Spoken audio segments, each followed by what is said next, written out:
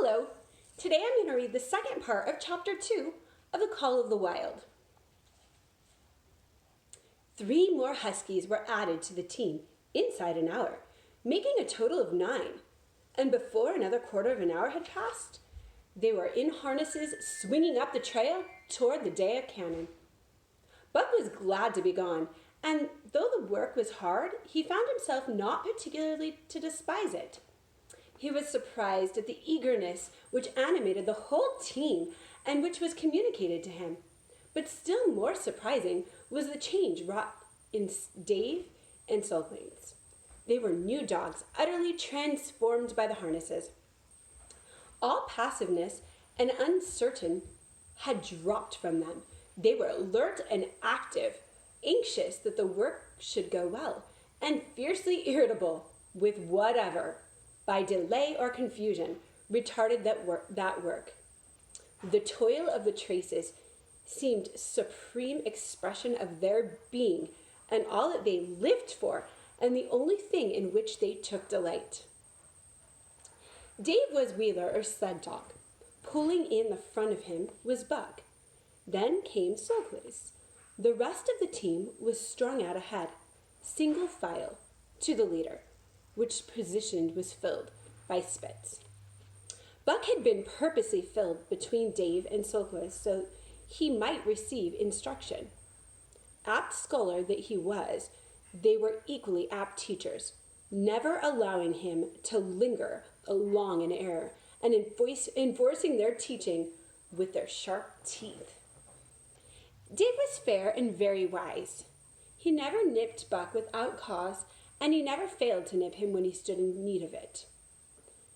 At Francois's whip back up, Buck found it to be cheaper to mend his ways than retaliate.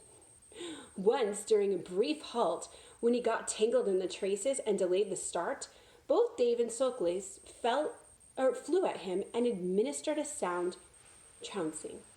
The result, tangle, was even worse, but Buck took good care to keep the traces clear thereafter, and ere the day was gone, so well he mastered his work, his mates about ceased nagging him. Francois's whip snapped less frequently, and Pro even horned Buck by lifting up his feet and carefully examining them. It was a hard day's run, up the cannon through the sheep camp, past the scales and timberline, across the glaciers and snowdrifts and hundreds of feet deep, and over the great Cuckoo Divide, which stands between the saltwater and the fish and the guards forbiddingly the sad and lonely north. They made good time down the chain of lakes, which fills the craters of extinct volcanoes, and late that night pulled into the huge camp at the head of Lake Bennett, where thousands of gold seekers were building boats against the breakup of the ice in the spring. Buck made the hole in the snow and kept the sheep of exhausted just, but all too early was routed out of the cold darkness and harnessed with his mates to the sled. That day they made 40 miles, the trail being packed, but the next day and for many days to follow, they broke their own trail, worked harder, and made poorer time. As a rule, Pro traveled ahead of the team, packing the snow with webbed shoes to make it easier for them. Francois, guiding the sled at the gee-pole, sometimes exchanged places with him, but not often. Pro was in a hurry, and he prided himself with his knowledge of ice, which knowledge was indispensable, for the fall ice was very thin, and where there was a swift water, there was no ice at all. Day after day, for days unending, Buck toiled in the traces. Always they broke camp in the dark, and the first gray of dawn found them hitting the trail with fresh miles reeled off behind them. And always they pitched camp after dark, eating their bit of fish and crawling to sleep in the snow. Buck was ravenous. The pound and a half of sun-dried salmon, which was his ration for each day, seemed to go nowhere. He never had enough and suffered from perpetual hunger pangs. Yet the other dogs, because of they weighed less and were born to the life, received a pound only of the fish and managed to keep in good condition. He swiftly lost the facetedness which had characterized his old life.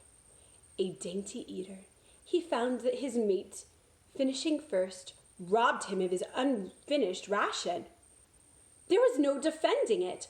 While he was fighting off two or three, it was disappearing down the throats of the others. To remedy this, he ate as fast as they, and so greatly did hunger compel him, he was not above taking what did not belong to him. He watched and learned.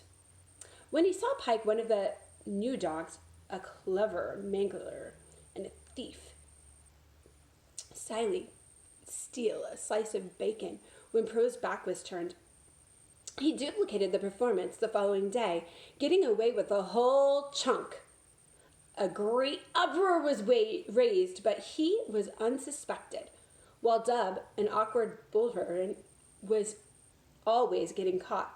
He punished for Buck's misdeed. This first theft marked Buck as fit to survive in the hostile Northland environment. It marked his adaptability, his capability to adjust himself to changing conditions, the lack of which he would have met swift and terrible death. It marked further the decay or going into pieces of his moral nature, a vain thing and a handicap in the ruthless struggle for existence. It was all well enough to the Southland under the law of love and fellowship to respect private property and personal feelings, but in the Northland, under the law of club and fang, whoso took such things into account was a fool, and in so far as he observed them, he would fail to prosper. Not that Buck reasoned it out. He was fit, that was all, and unconsciously he accommodated himself to the new mode of life. All his days, no matter what his odds, he had never run from a fight. But the club of the man in a red sweater had beaten into him a more fundamental and primitive code. Civilized, he could have died for a moral consideration, say the defense of Judge Miller's riding whip, but the completeness of his decivilization now was evidenced by his ability to flee from the defense of a moral consideration and so save his hide. He did not steal for joy of it, just because of the clamor of his stomach. He did not rob openly, but stole secretly and cunningly, out of respect for club and fame. In short, the things he did were done because it was easier to do them than not to do them. His development, or retrogression, was rapid. His muscles became hard as iron, and he grew callous to all ordinary pain. He achieved an internal as well as external economy. He could eat anything, no matter how loathsome or indigestible, and once eaten, the juices of his stomach extracted the last parcel of nourishment, and his blood carried it to the farthest reaches of his body, building it into the toughest and softest of tissues. Slight and scant became remarkably keen, while his hearing developed such acuteness that in his sleep he heard the faintest of sound, and he knew whether or not it meant peace or peril. He learned to bite the ice without his teeth when it collected between his toes, and when he was thirsty and there was a thick scum of ice over the water hole, he would break it by rearing and striking it for stiff forelegs. His most conspicuous trait was an ability to scent the wind and forecast it a night in advance. No matter how breathless the air, when he dug his nest by a tree or bank, the wind that later blew inevitably found him to leeward and sheltered and snug. And not only did he learn by experience, but instincts long dead became alive again. The domesticated generations fell from him. In vague ways, he remembered back to the youth of the breed, to the time the wild dogs wrangled in packs through the primeval forest and killed their meat as they ran it down. It was no task for him to learn to fight with cut and slash and quick wolf snap. In this manner had fought forgotten ancestors. They quickened the old life with him, and the old tricks which they had stamped into the heart of the breed were his tricks. They came to him without effort or discovery, as though they had been always. And when, on the still cold nights, he pointed his nose at the star and howled long and wolf-like, it was his ancestors, dead and dust, pointing nose at star and howling down through the centuries and through him.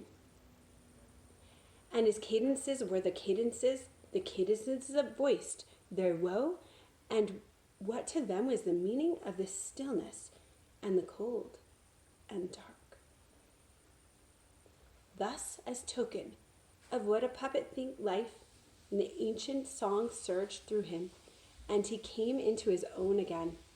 And he came because men had found a yellow metal in the north, and because Manuel was a gardener's helper whose wages did not lap over the needs of his wife and deliver small copies of himself.